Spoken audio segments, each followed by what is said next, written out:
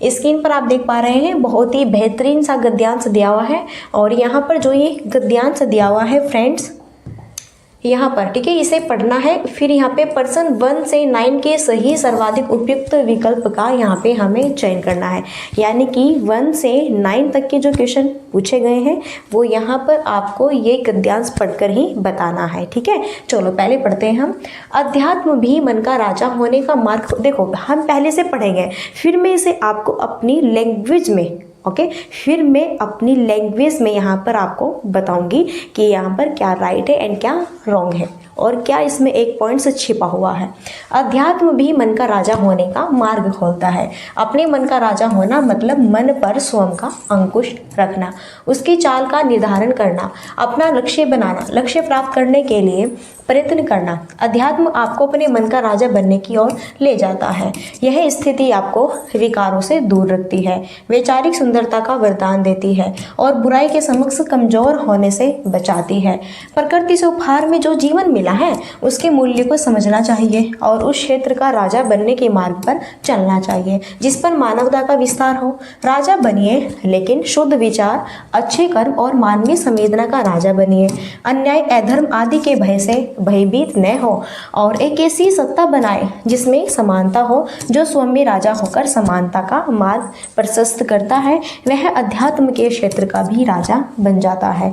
देखो बहुत ही बेहतरीन सा यहाँ पे ये आपका गद्यांश दिया हुआ है और वो है हमारे मन से रिलेटेड।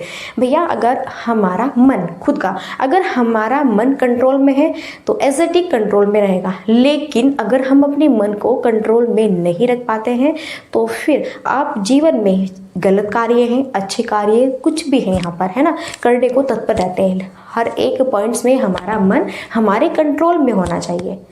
समझ आए कि नहीं? तो अध्यात्म भी मन का राजा होने का मार्ग खोलता है। अपने मन का राजा होना मतलब मन पर स्वयं का अंकुश रखना। देखो अपने मन का, सभी जो होते हैं भाई अपने अपने घर के हो या फिर अपने आप में सभी क्या होते हैं, किंग होते हैं, राजा होते हैं। देखो आज के टाइम में कोई भी किसी से कम नहीं होता, सबके पास में एक अलग ही क्वालिटी होती है।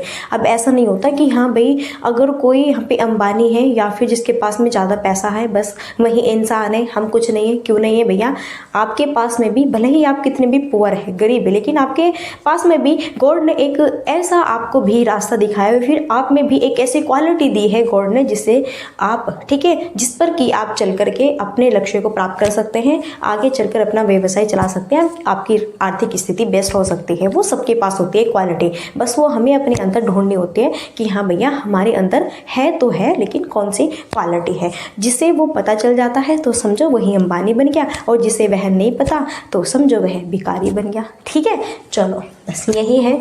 फिर अध्यात्म आपको अपने मन का राजा बनने की ओर ले जाता है। यह स्थिति आपको विकारों से दूर करती है, वैचारिक सुंदरता का वरदान देती है और बुराई के समक्ष कमजोर होने से बचाती है।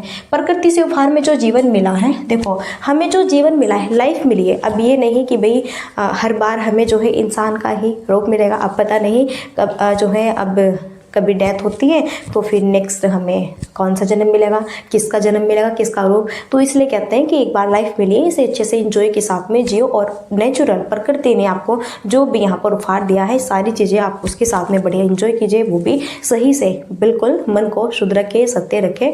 ओके, इस तरह से फिर यहाँ पर कह रहे हैं उस क्षेत्र का राजा बनने के मार्ग पर चलना चाहिए जिस पर मानवता का विस्तार हो। राजा बनिए लेकिन शुद्ध विचार, अच्छे कर्म और मानवीय संवेदना को कहते हैं ना कि सब अपने अपने मन का राजा होता है, तो यही कह रहे हैं कि आप राजा बनिए, अपने मन को शुद्ध रखिए, स्वच्छ रखिए, अच्छी संवेदना रखिए, अच्छे विचार रखिए। सो समझो आप क्या है, राजा बनिए। और क्या, अन्याय अधर्म, अगर कहीं पर अन्याय हो रहा है, अधर्म हो रहा है तो उससे डरे नहीं, डट कर उसका सामना करें और जिसके साथ में हो रहा है उसका आप साथ भली भांति यहाँ पे दे। जिसमें समानता हो, जो स्वयं में राजा होकर समानता का मार्ग प्रशस्त करता है वह अध्यात्म के क्षेत्र का भी राजा बन जाता है। ये कह रहे हैं कि जो अपने मन पर काबू करके अपने मन को कंट्रोल में करता है तो वही क्या है, आज का राजा बन जाता है। क्लियर है? बस इसमें और कुछ नहीं है, यही यहाँ पर पॉइंट्स है और इसी के बेस पर हम सारे क्वेश्चन, सारे एमसीक्यू सॉल्व करेंगे 5 मिनट में। ठीक है, चलिए बढ़िए मेरे साथ में। देखो स्क्रीन पर फर्स्ट क्वेश्चन है और भाई ये जो फर्स्ट क्वेश्चन है ना स्क्रीन पर, बहुत ही बेहतरीन क्वेश्चन है, एकदम मस्त क्वेश्चन है यहाँ पे। तो चलो हम इसे देखते हैं। गद्यांश के अनुसार मनुष्य जीवन में ब्लैंक का बहुत महत्व है। किसका? विस्तार का, लक्ष्य का, अंकुश का या फिर राजा का। गद्यांश के अनुसार मनुष्य के जीवन में किसका बहुत अधिक महत्व है? देखो, विस्तार का बहुत अधिक महत्व है या फिर अंकुश का बहुत अधिक महत्व है या फिर राजा बनने का बहुत अधिक महत्व है?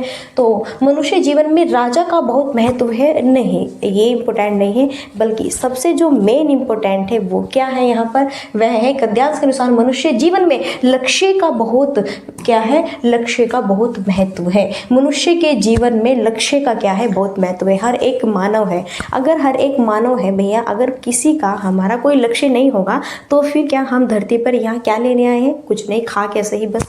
ठीक है, तो हर एक मनुष्य का क्या होता है? एक ना एक लक्ष्य होता है। वो चाहे आपका लक्ष्य कुछ भी हो, वो चाहे आपका लक्ष्य एजुकेशन के फील्ड में है या फिर किसी भी क्षेत्र में हो सकता है कि नहीं मुझे तो सिंगर बनना है, नहीं मुझे तो डांसर बनना है, नहीं मुझे तो यहाँ पे वैज्ञानिक बनना है, नहीं भैया मुझे तो इंजीनियर बनना है, मुझे तो डॉक्टर बनना है, मुझे तो पुलिस में जाना है, दरोगा बनना है, पुलिस लाइन चूज़ करनी है वगैरह वगैरह, नहीं मुझे टीचर बनना है। बहुत सारी लाइन होती है, बहुत सारे सबके अलग अलग लक्ष्य होते हैं। नहीं मुझे तो प्राइम मिनिस्टर बनना है इंडिया का, नहीं नहीं भैया मुझे तो चीफ मिनिस्टर बनना है, ये वे ऐसे। ठीक है, बहुत सारे सबके अपने अपने क्या होते हैं? लक्ष्य होते हैं। नहीं मुझे तो आईएएस बनना है, यूपीपीसीएस क्लियर करना है वगैरह वगैरह। ठीक है, बहुत सारे लक्ष्य होते हैं हमारे। तो ये कह रहे हैं कि मनुष्य जीवन में क्या लक्ष्य का बहुत, मनुष्य का जीवन में लक्ष्य का होना बहुत ही महत्व यहाँ पर होता है। तो सही आंसर क्या होगा? ऑप्शन बी होगा। अब देखो, कोई भी यहाँ पर बंदा ऐसा नहीं होता कि वो बिना लक्ष्य के अपने जीवन को व्यतीत कर ले, है ना। कुछ ना कुछ हमारा लक्ष्य हो सकता है, वो चाहे किसी का छोटा लक्ष्य है या फिर किसी का यहाँ पर बड़ा है। आध्यात्मिक होने का क्या अर्थ है?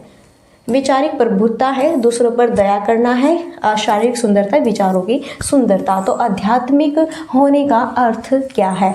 तो आध्यात्मिक होने का जो अर्थ है कि भैया सब अपने अपने जो है मन के क्या होते हैं? राजा होते हैं। सभी अपने अपने मन के राजा होते हैं। और आध्यात्मिक होने का यहाँ पर जो अर्थ होगा वो होगा विचारों की सुंदरता। आपके विचारों में बिल्कुल अच्छी सुंदरता झलकनी हो, ठीक है, झलकती होनी चाहिए, बेस्ट एकदम।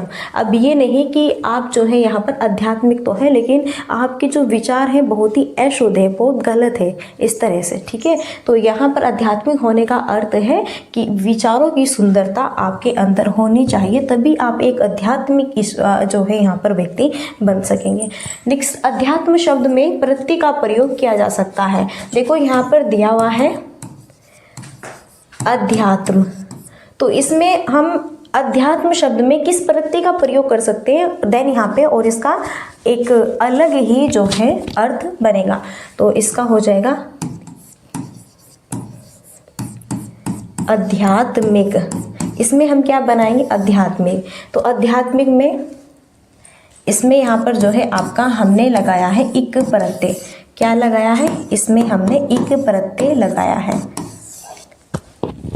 ओके, तो अध्यात्म, देखो अध्यात्म क्या है यहाँ पर? ये मूल शब्द है और अध्यात्म में इक प्रत्यय, अध्यात्म क्या है? मूल शब्द है। अध्यात्म में इक प्रत्यय लगाने पर आध्यात्मिक शब्द बनेगा, इसलिए अध्यात्म शब्द में प्रत्यय का प्रयोग किया जा सकता है, यहाँ पर इक प्रत्यय का प्रयोग किया जा सकता है। देखो अध्यात्मीय, अध्यात्मिता, अध्यात्मी, है ना, ये कोई शब्द नहीं होता है। देन यहाँ पे बिल्कुल करेक्ट जो शब्द होगा वो होगा आध्यात्मिक। सो इसमें हम इक प्रत्यय का यूज करेंगे। ओके, क्लियर है। नेक्स्ट यहाँ पे देखो 4 क्वेश्चन है, बहुत ही बेहतरीन है। विशेषण विशेष्य का उदाहरण कौन सा नहीं है? कौन सा यहाँ पर विशेषण और विशेष्य का उदाहरण नहीं है वो हमें बताना है। वैचारिक सुंदरता है, अच्छे कर्म है, मानवीय संवेदना है, लक्ष्य निर्माण है। अब देखो फ्रेंड्स, विशेषण और विशेष्य, विशेषण वह होता है जिसके बारे में हम उसकी विशेषता बताते हैं, जिसके बारे में बात कर रहे हैं। ओके, यहीं पर विशेष्य वह होता है जो विशेषण की विशेषता बताता है, वही क्या होता है? विशेष्य होता है। विशेषण और विशेष्य, विशेषण पहले आता है, विशेष्य आपका जस्ट विशेषण के बाद में आता है, वह क्या है? उसका विशेष्य है। जैसे वैचारिक सुंदरता, क्या है? विचारों की सुंदरता, वैचारिक सुंदरता।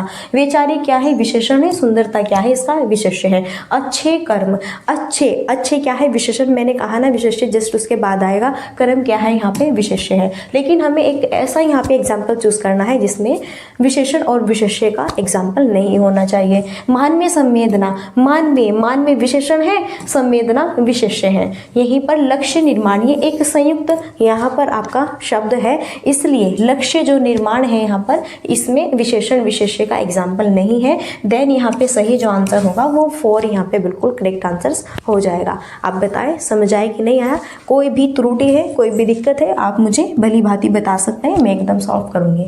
नेक्स्ट यहाँ पे देखो 5 क्वेश्चन बेस्ट है।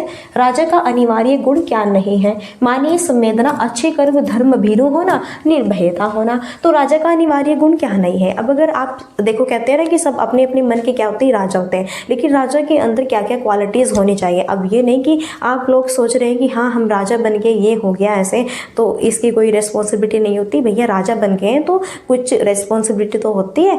अब ऐसे थोड़ा है ना कि बस राजा बन गए, ठीक है। तो क्या रेस्पॉन्सिबिलिटी? एक तो मानवीय संवेदना, सभी जो मानव होते हैं उनके प्रति संवेदना होनी चाहिए, अच्छा व्यवहार होना चाहिए, सत्यवाणी आपकी जो है झलकती यहाँ पर होनी चाहिए, अच्छे विचार होने चाहिए, उच्च विचार होने चाहिए, आपकी जो प्रजा है उसका भी सम्मान करें एंड उसकी भी देख रेख करें, ओके। और अच्छे आपके कर्म होने चाहिए, सबसे बेस्ट है। और निर्भयता, भैया ऐसा नहीं कि आप जो है कोई आपके पास में निर्धन व्यक्ति आता है और अगर उसे कोई समस्या है तो आप उस पर निर्भय न हो, है ना, उस पर आप जो है क्रूर यहाँ पर अपना दृष्टि दिखाओ, यानी कि उसे दंड दोष ऐसे ही हो कि वो गरीब है, निर्धन है तो उसके साथ में अच्छे से व्यवहार न करो, इस तरह का नहीं होना है। निर्भयता, सबसे प्यार करना है, चाहे वो किसी भी तरह का यहाँ पे बंदा है, और सब पर दयालु निर्भय रहना है, ठीक है। लेकिन धर्म भीरू होना यह राजा का अनिवार्य गुण नहीं है।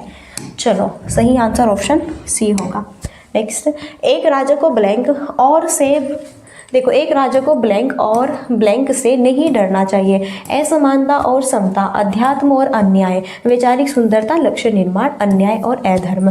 तो देखो एकदम आपका जस्ट यहाँ पर जो है, जो हमने गद्यांश किया है उसमें एकदम दिया हुआ है ना कि एक राजा को किससे नहीं डरना चाहिए। तो भैया एक जो राजा है उसे किससे नहीं डरना चाहिए?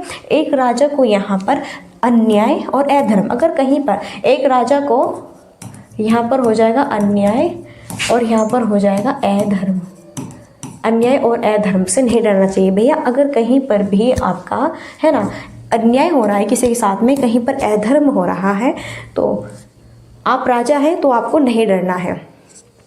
किसी के साथ में न्याय हो रहा है तो उसे न्याय दिलाना, तभी तो आप किंग राजा हैं।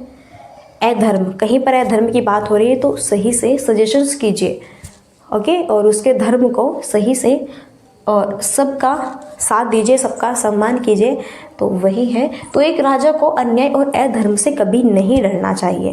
क्लियर? सो यहाँ पे सही आंसर ये होगा, और ये हमने पढ़ा भी था। जिसने मेरे साथ में अच्छे से गद्यांश को पढ़ा है ना, तो फास्ट यहाँ पे आप बहुत अच्छे से कर लोगे सॉल्व। राजा के किन गुणों की चर्चा गद्यांश में की गई है? शुद्ध विचार, अंकुश लगाना, शुद्ध विचार, अच्छे कर्म, अच्छे कार्य, दान करना, समता और समानता।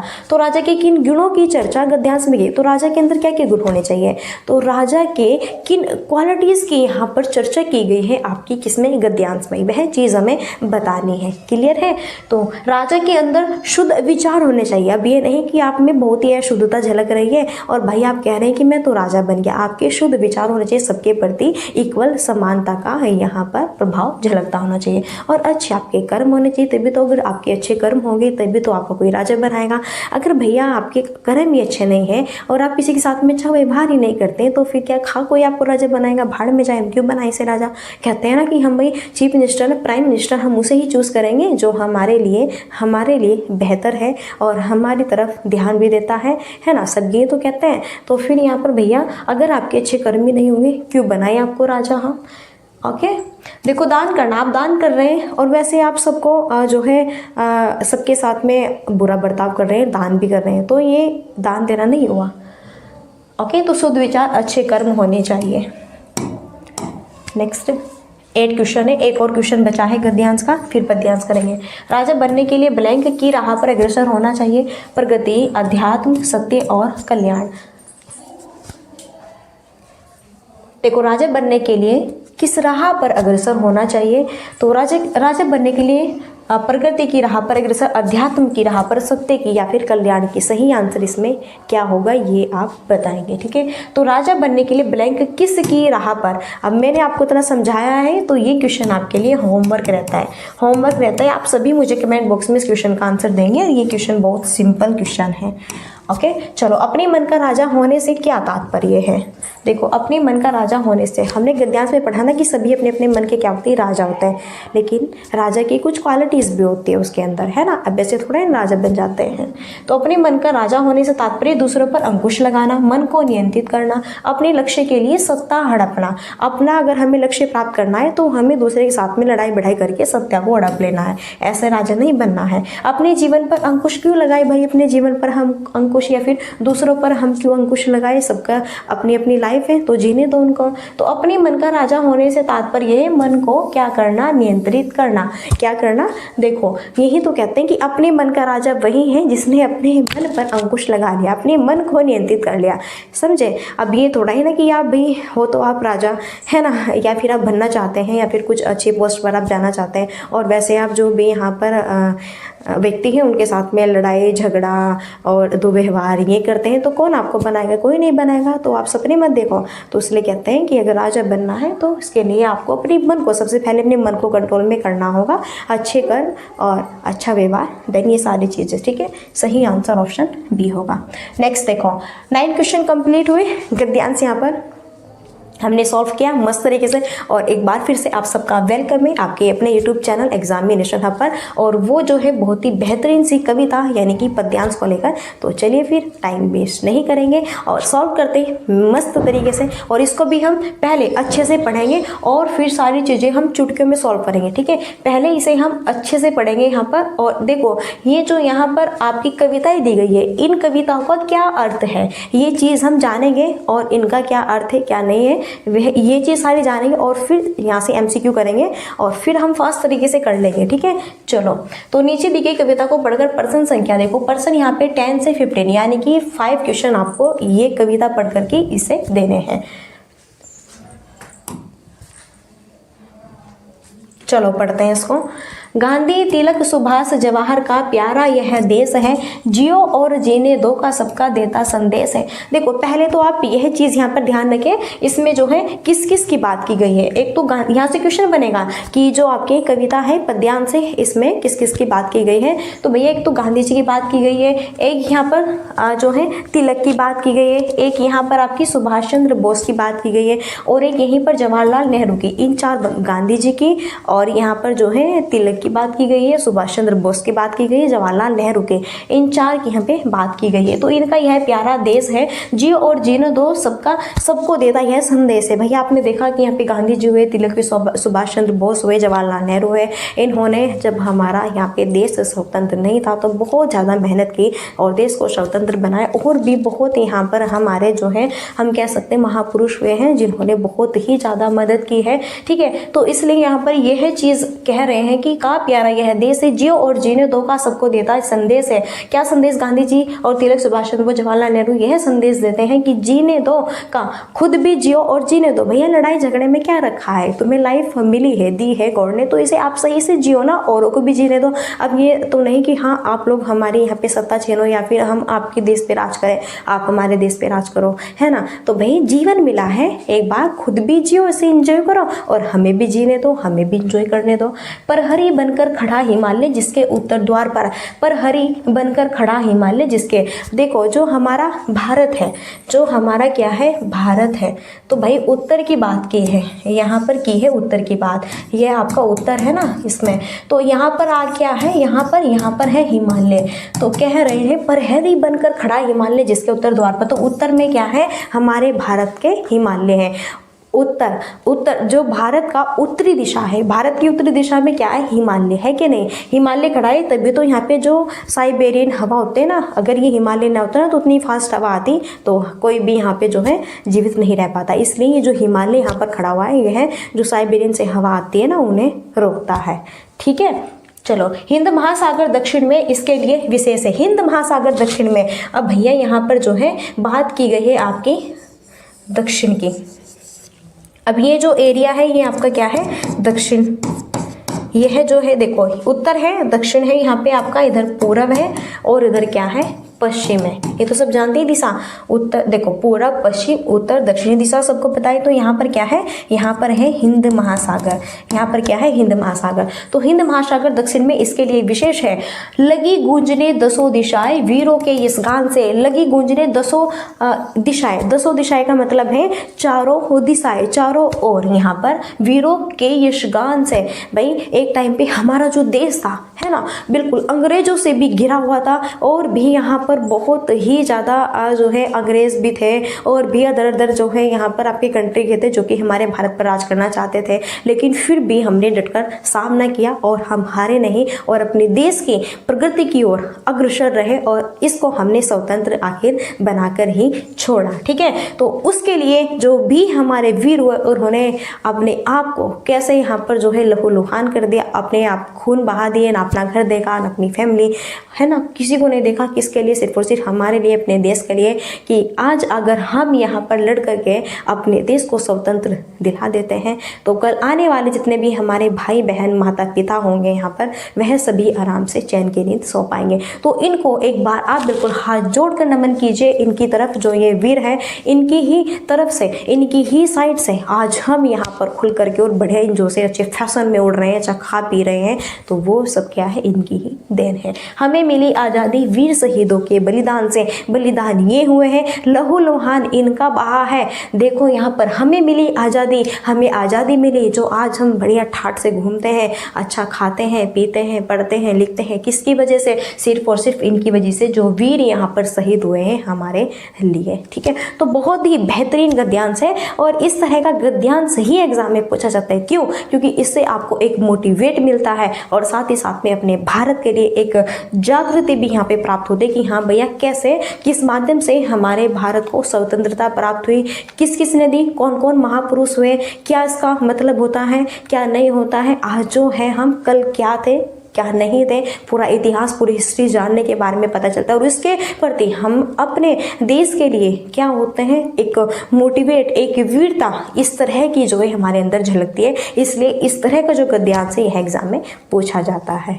ठीक है, समझ आया कि नहीं आया? तो आज का पूरा जो यहाँ पे पद्यांश है, ये कविता है, ये है हमारे शहीदों के लिए, हमारे वीरों के लिए और साथ ही साथ में जो यहाँ पर महापुरुष हुए जिन्होंने हमारे देश को स्वतंत्र के लिए बहुत ही यहाँ पे हेल्प मदद की है। ठीक है, उनके लिए तो किस किस की बात हुई, गांधी, तिलक, सुभाष चंद्र बोस, जवाहरलाल नेहरू की बात हुई है। ये कहते हैं कि भैया जियो और खुद को भी, ठीक है, खुद भी जियो और भाई दूसरों को भी जीने दो, ये नारा दिया है। और भाई उत्तर में क्या है, भारत के हिमालय, दक्षिण में क्या है, हिंद महासागर है और यहाँ पर चारों दिशाओं किसकी गूंज रही है, वीरों की, और हमें मिली आज़ादी इनके बलिदान से, शहीदों के बलिदान से। तो देन समझ आया ना, क्लियर है, कोई डाउट्स नहीं? चलो अब हम एकदम यहाँ पे अच्छे से सॉल्व करते हैं अपने क्वेश्चंस को।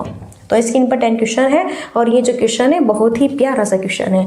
भारत देश की क्या विशेषता है? उत्तर में प्रहरी खड़े हैं, दक्षिण में हिंद महासागर है, दक्षिण में अरब सागर है, उत्तर में सुंदर वादियां हैं। तो देखो भारत देश की क्या विशेषता है, उत्तर में प्रहरी खड़े हैं। अब भैया उत्तर में प्रहरी खड़े हैं नहीं, उत्तर में क्या है, हिमालय, उत्तर में प्रहरी नहीं खड़े हैं, उत्तर में प्रहरी हिमालय खड़े हैं। ठीक है, तो उत्तर में क्या है यहाँ पर, एक मिनट अच्छा सा बनाएंगे है ना, एक मिनट रुकिए थोड़ा।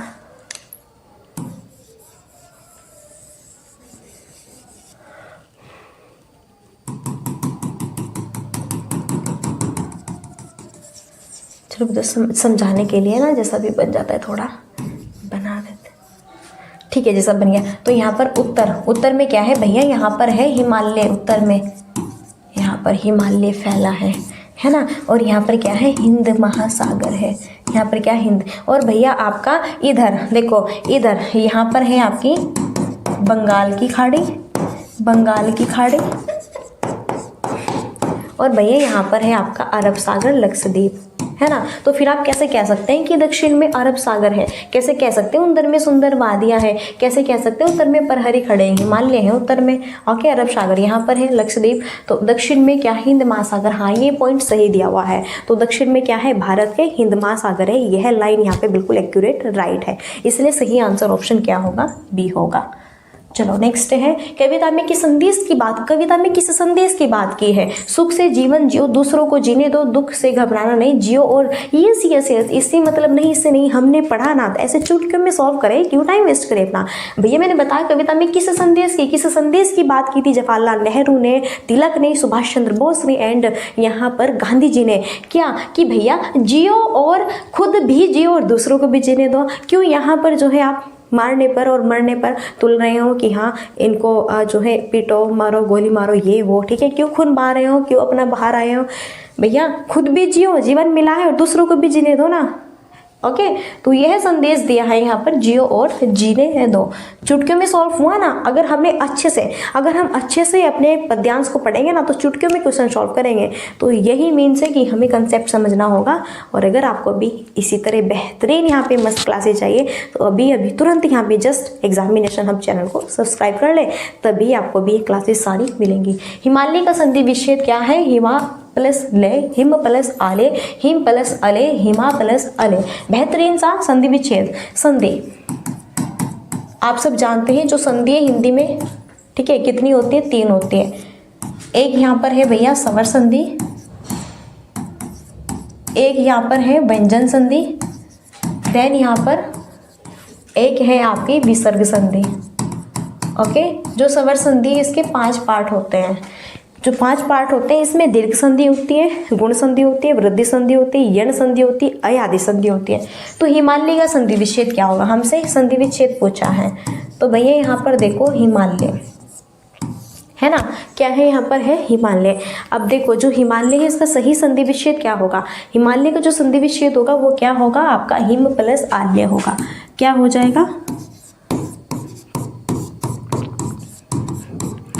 हिम प्लस आल्य होगा। क्या होगा? हिम प्लस आल्य। तो मैं में भी क्या है? ए छिपा हुआ है, इधर भी क्या है? आ है। ए आ के योग से क्या होता है? आ बनता है। और जब आप जानते हैं कि इधर भी सेम स्वर है, इधर भी सेम, जहाँ पे समान स्वर होते हैं और वो दीर्घ आ हो जाता है, अपने ही दीर्घ में चेंज हो जाता है, वहाँ पर दीर्घ संधि होती है। और क्या इसकी ट्रिक भी है, जहाँ पर बड़ा आ, बड़ी ई, बड़ा ओ, बड़े री ये दिखाई देते हैं, वहाँ पर आपकी दीर्घ संधि होती है। तो इसका सही संधि विच्छेद क्या होगा? हिम प्लस आल्य होगा। क्या होगा भैया? हिम प्लस आल्य होगा। सही आंसर ऑप्शन बी होगा। समझ आए कि नहीं आया? ओके हिम प्लस आल्य बिल्कुल राइट आंसर हो जाएगा। चलो कुछ ही क्वेश्चन है यहाँ पे देखो। नेक्स्ट क्वेश्चन 13 है, कविता में किन महापुरुष का उल्लेख किया गया है? चंद्रशेखर आजाद का, महात्मा गांधी, राजगुरु, सुखदेव का नहीं है, राजगुरु का नहीं, और सुभाष चंद्र बोस का है, चंद्रशेखर आजाद का नहीं। देखो एक तो महात्मा गांधी का था, एक सुभाष चंद्र बोस का था, ओके, और भैया एक यहाँ पर तिलक का था और एक यहाँ पर जवाहरलाल नेहरू की बात हुई है। तो कविता में किन महापुरुष का उल्लेख? तो कविता में महात्मा गांधी, सुभाष, तिलक और जवाहरलाल नेहरू इन महापुरुषों की बात की गई है। ओके राजगुरु, सुखदेव और चंद्रशेखर आजाद इनकी बात नहीं हुई है। क्लियर है? यानी कि इनका नाम यहाँ पे है आपका कविता में। नेक्स्ट देखो, कविता में किन वीरों के इस गान की बात की गई है? जिन्होंने शांति यात्रा का शुभारंभ किया, जिन्होंने दूसरों के सुख की प्रार्थना की, जिन्होंने देश की स्वतंत्रता के लिए जीवन दिया, जिन्होंने 200 दिशाओं का भ्रमण किया। अब भैया 200 दिशाओं में भ्रमण कर रहे हैं, घूम, ये नहीं था 200 दिशाओं में भ्रमण नहीं, 200 दिशाओं में वीरों की गूंज रही थे। समझे? अब ये मत कहो कि हाँ 200 दिशाओं में वह लोग भ्रमण कर रहे थे, ये गलत है। या फिर जिन्होंने प्रार्थना की, तो वहाँ पर कोई बात ही नहीं थी भैया, हमें तो मारपीट चल रही थी। प्रार्थना से काम नहीं चलता, प्रार्थना करने से नहीं हमें स्वतंत्रता मिली थी। स्वतंत्रता मिली है तो हमें अपने वीरों के बलिदानों से मिली है, उनके लिए हमें सत नमन करना चाहिए सच्चे मन से। ठीक है, जिन्होंने शांति यात्रा का ये शांति यात्रा का शुभारंभ है, क्या बता रहे हैं। तो कविता में किन वीरों के, तो कविता में किन वीरों के इस गान की बात की गई, जिन्होंने देश की स्वतंत्रता के लिए क्या जीवन दिया, अपना बलिदान हो गए। समझे? तो जिन्होंने देश की स्वतंत्रता के लिए जीवन दिया, तो उन्हीं के लिए हम यहाँ पर इस कविता में क्या वीरों के इस गान की बात कर रहे हैं। ठीक है, समझ आया? चलो आगे, और ये आपका लास्ट क्वेश्चन है। देखो वीर का बहुवचन रूप क्या है? वीरो है, वीर है, वीरा है, वीरांगना है। तो वीर का बहुवचन भैया हिंदी में आपके दो वचन होते हैं, एक होता है एक वचन, एक होता है बहुवचन। एक वचन में होता है जिस व्यक्ति वस्तु स्थान से हमें एक व्यक्ति वस्तु स्थान का बोध होता है, एक वचन है। और भैया जिस समूह से हमें एक से अधिक व्यक्ति वस्तु स्थानों का बोध होता है वहाँ पर क्या है? बहुवचन है। तो वीर, वीर क्या है? अपने आप में एक वचन है, तो वीर का बहुवचन क्या होगा? वीरो हो जाएगा। क्या हो जाएगा? वीरो हो जाएगा। इसलिए यहाँ पे सही आंसर क्या होगा? ऑप्शन ए होगा। सिंपली है तो एक वचन बहुवचन है ना। तो बताओ समझ आए कि नहीं यहाँ पे। और 15 क्वेश्चंस कंप्लीट हुए। लास्ट में क्वेरी है, like share subscribe and comments की। सेशन अच्छा लगता है तो बिल्कुल आप सब्सक्राइब कर सकते हैं और शेयर भी कर सकते हैं अपने फ्रेंड्स लोगों को। और बहुत ही बेस्ट अच्छा लगा है तो एक लाइक भी कर सकते हैं। और अगर इससे भी अच्छा लगा है और थोड़ा आप इसके बारे में बता भी सकते हैं कमेंट बॉक्स में। और अगर आपकी कोई भी डाउट्स है, कोई क्वेरी है तो आप मुझे मैसेज करना, मैं आपको बता दूँगी। ठीक है, सारी चीज़ें यहाँ पे कंफर्म सॉल्व कर दूँगी। तो फ्रेंड्स चले फिर अब हम यहीं पर अपनी वाणी को देते हैं विराम। और अगर आपको भी कंटिन्यू क्लासेस चाहिए बेहतरीन तरीके से एकदम मस्त यहाँ पे, तो आप चैनल को अभी के अभी सब्सक्राइब कर लीजिए, ताकि जिससे कि यहाँ पर हर एक वीडियो का यहाँ पर आपको सबसे पहले नोटिफिकेशन मिल जाए। तो यहीं पर अब हम अपनी वाणी को देते हैं विराम और मिलते हैं नेक्स्ट सेशन में। सो तब तक के लिए thanks for watching, keep studying, bye bye, take care, जय हिंद, जय भारत, नमस्कार।